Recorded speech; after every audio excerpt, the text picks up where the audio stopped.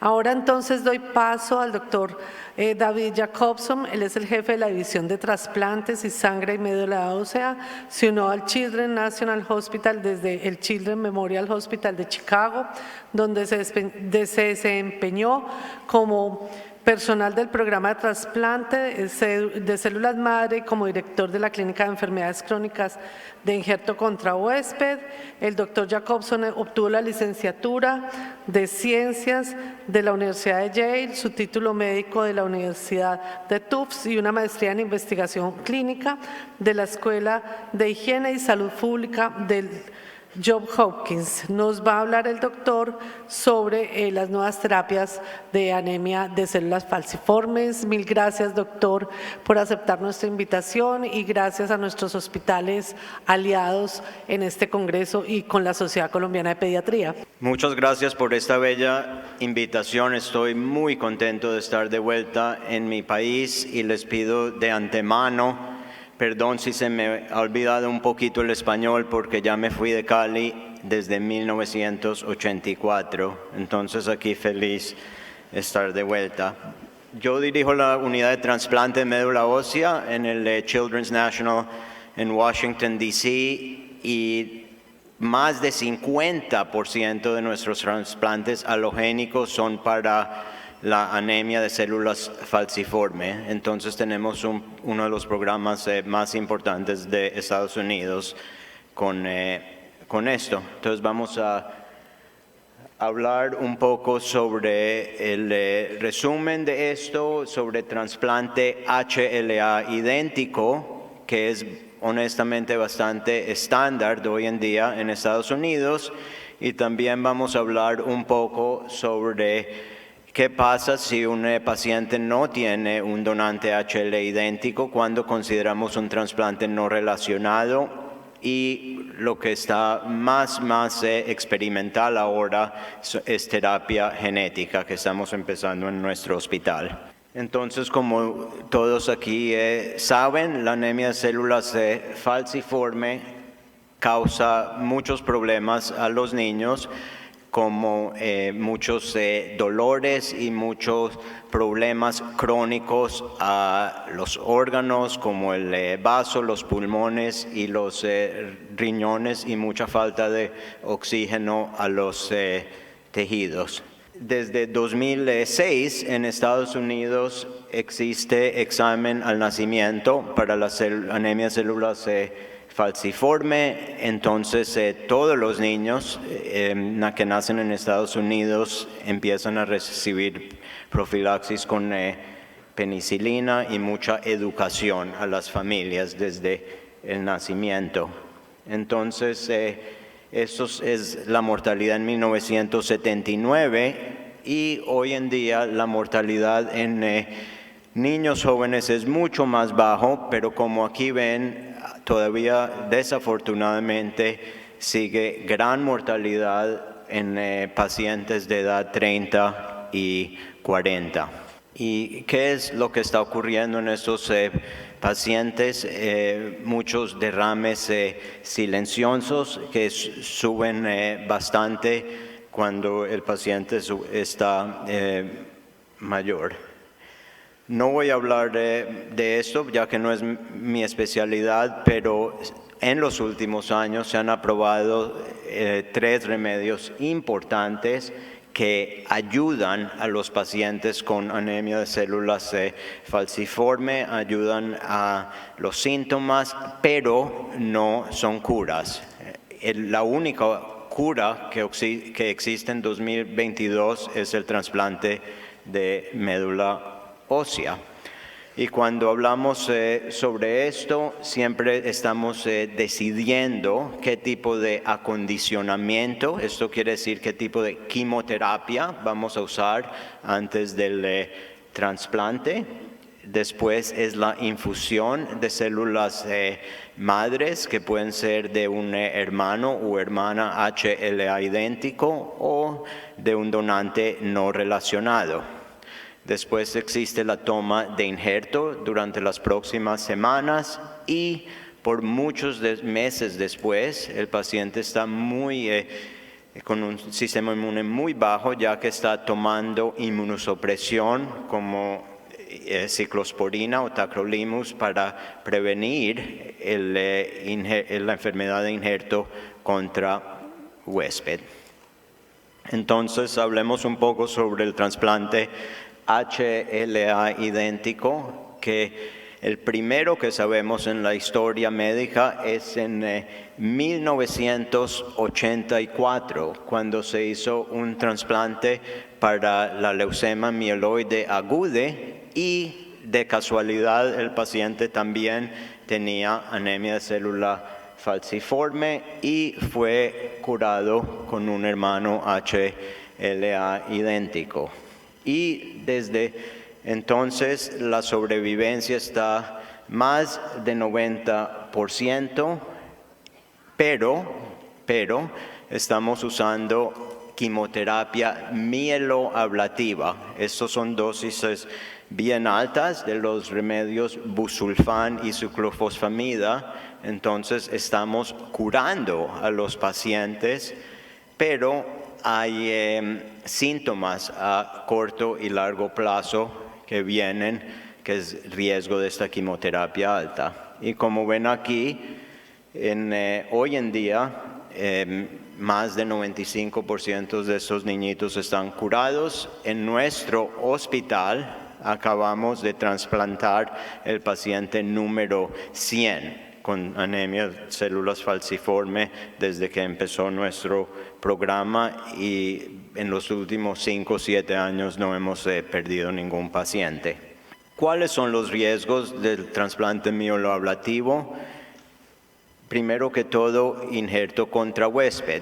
Esto es cuando las células T del donante reconocen a los tejidos del recipiente y causa un rash, ataca los intestinos causando dolor de estómago y diarrea, y que tenemos que hacer es subir el nivel de inmunosupresión con drogas que ustedes están muy familiares, como la prednisona. El problema, naturalmente, cuando subimos la inmunosupresión es que existe el riesgo más alto de infecciones virales como el CMV, infecciones fúngicas como la aspergilosis. También tenemos efectos secundarios al corto plazo bien grandes. El niño está hospitalizado como 40 o 50 días. La quimioterapia causa mucha náusea, mucha mucositis, pérdida del pelo. Se necesitan muchas transfusiones de plaquetas y de células rojas por unas 3-4 semanas hasta que estamos empezando a ver la toma del injerto del donante. Cuando esto empieza a ocurrir, el paciente mejora, estamos empezando a darle remedio por boca y estamos pensando en mandar al paciente a casa.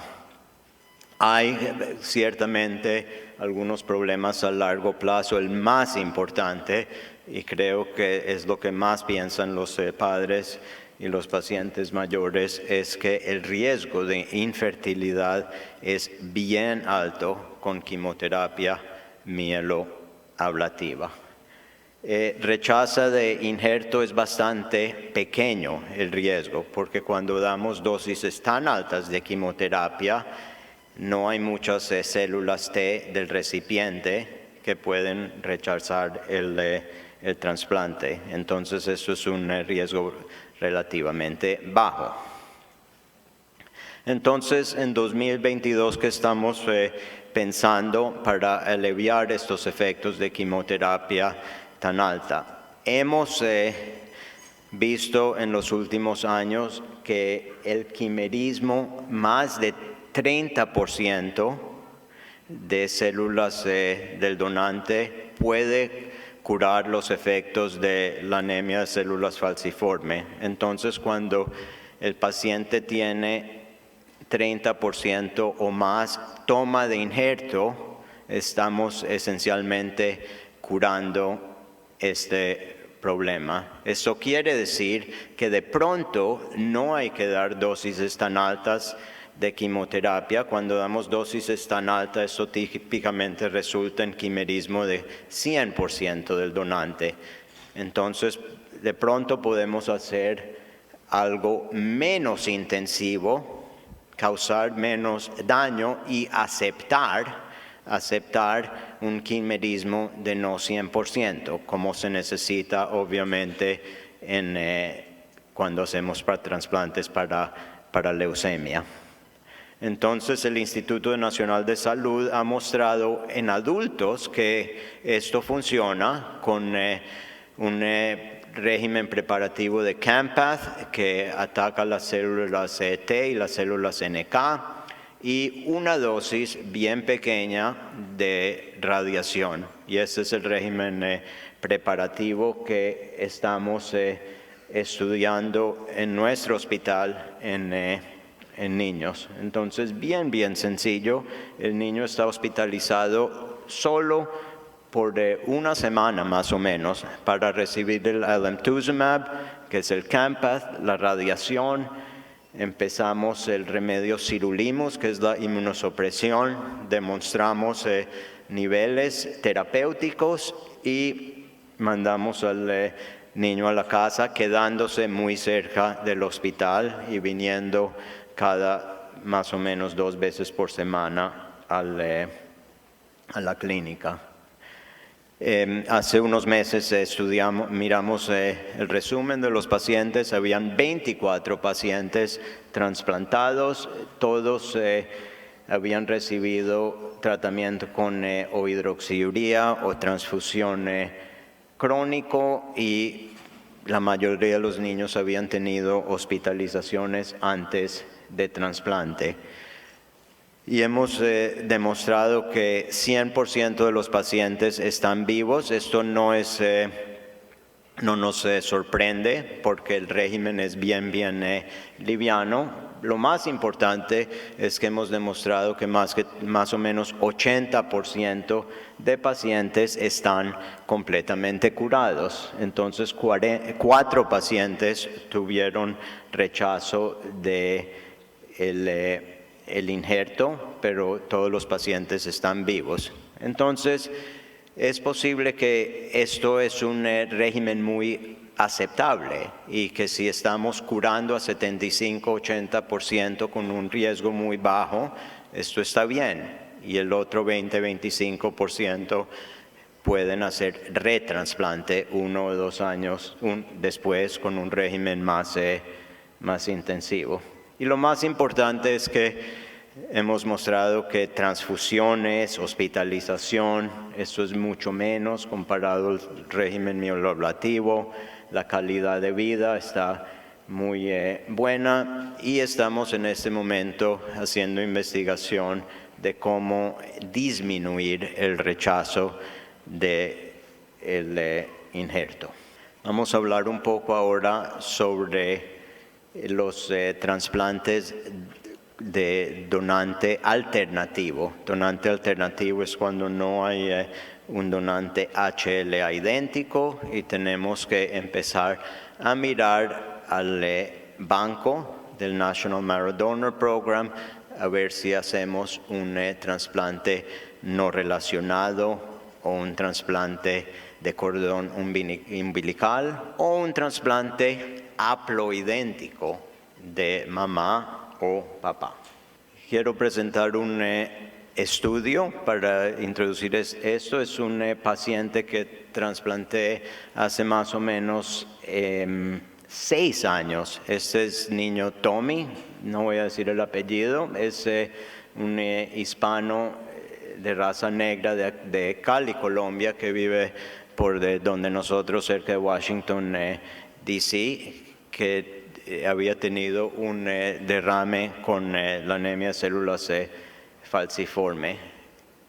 Típicamente, como pacientes negros, típicamente es muy difícil encontrar donantes para estos pacientes. Primero que todo, muchos de los familiares también tienen anemia de células falciforme o rasgo y los pacientes negros tienen mucho menos chance de encontrar donantes no relacionados porque los bancos están más representados con pacientes, con donantes blancos.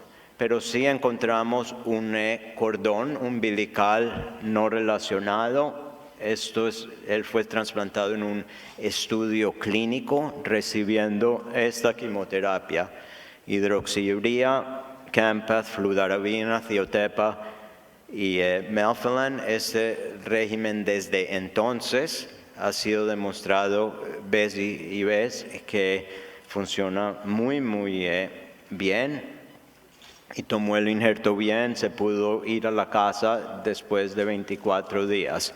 Para un paciente de trasplante las complicaciones fueron muy mínimas. Sufrió un poquito con el adenovirus, que no es incomún, y tuvo injerto contra huésped de la piel que fue tratado con esteroides. Sí tuvo problemas serios después de 1 o 2 años del trasplante, y esto creo que demuestra la importancia de la comunicación entre el centro de trasplante y el pediatra, porque típicamente 1 o 2 años después ya el paciente está viendo a él o la pediatra, y tiene que haber mucha comunicación con el centro de trasplante. Él tuvo una anemia hemolítica inmune, que también no es incomún después del trasplante. Esto es las células del donante todavía atacando las células rojas, y fue tratado con inmunosupresión y le fue muy bien. Ya hace unas semanas lo vi en nuestra clínica de largo plazo y está curado y muy bien. Entonces esto es cordón umbilical. También hoy en día, si no tenemos un cordón umbilical o un donante no relacionado, es más y más común hacer trasplante haploidéntico. Haploidéntico quiere decir medio match. Entonces típicamente todo el mundo, si tiene una mamá o un papá vivo que están saludables para ser donante, quiere decir efectivamente que todo el mundo puede tener un trasplante. ¿Qué son los riesgos de un trasplante haploidéntico? El injerto contra huésped puede ser muy severo si no hacemos algo para prevenir. Entonces típicamente hay 2 maneras. Podemos remover las células T después de que coleccionamos la sangre, la médula ósea del donante, o se puede dar quimioterapia con ciclofosfamida post-trasplante, día 4 y 5 después del trasplante. Y estas 2 maneras están mostrando que el trasplante haploidéntico tiene los mismos resultados que un trasplante idéntico no relacionado. Quiero terminar un poco hablando sobre dónde vamos a ir los próximos 3 a 5 años. Terapia genética, esto es inserción con lentivirus del gene correcto de del hemoglobin A. Entonces vamos a coleccionar las células madres del paciente. Ahora ya no estamos hablando de un trasplante alogénico, estamos hablando de un trasplante autólogo. Entonces coleccionamos las células del paciente, las mandamos a la compañía. Esto en este momento no lo estamos haciendo en nuestro hospital, pero las células se mandan a la compañía, en este caso Bluebird. Están más o menos 4 a 6 semanas allá haciendo la inserción genética, y después viene el paciente al hospital, damos quimioterapia con busulfán y hacemos la infusión de las células autólogas, que son las células del paciente, pero las células que han tenido la modificación genética. Entonces, ya que entienden lo que es un trasplante halogénico, pueden entender que con esto no va a haber riesgo de injerto contra huésped, pero sí hay riesgos de la quimioterapia mieloablativa. Entonces todavía siguen los mismos riesgos de mucositis, hospitalización larga y desafortunadamente sigue el riesgo de infertilidad. Esto ha sido publicado en los últimos par de años, publicaron 35 pacientes y aquí han mostrado que a los 3 años sigue producción muy estable de la hemoglobina A y antes de la infusión de células, la mayoría de los pacientes estaban teniendo muchas hospitalizaciones para eventos vasooclusivos y después del trasplante no están teniendo síntomas. Pero desafortunadamente con todo hay riesgos y me imagino que saben que con la terapia genética puede haber riesgos de leucemia y desafortunadamente han reportado que 2 pacientes que han tenido este tratamiento han tenido leucemia de mieloide aguda, han hecho algunos cambios, el protocolo cerró como por 1 año, pero está abierto otra vez y tenemos el primer paciente que vamos a hacer en nuestro hospital en las próximas semanas con este protocolo. Entonces, les quiero agradecer mucho. Esto es uno de los doctores de nuestro programa que se especializa en este tipo de trasplante con nuestros pacientes y estos muchos de los panfletos que estamos usando para enseñar a nuestros queridos pacientes y familias. Muchas gracias. Gracias, doctor David Jacobson, por su conferencia. Nos demuestra que no solamente, como hemos hablado en la primera conferencia, anticipar o hacer un diagnóstico rápido y temprano, también los niños con los diagnósticos de enfermedad crónica tienen muchas posibilidades de sobrevida.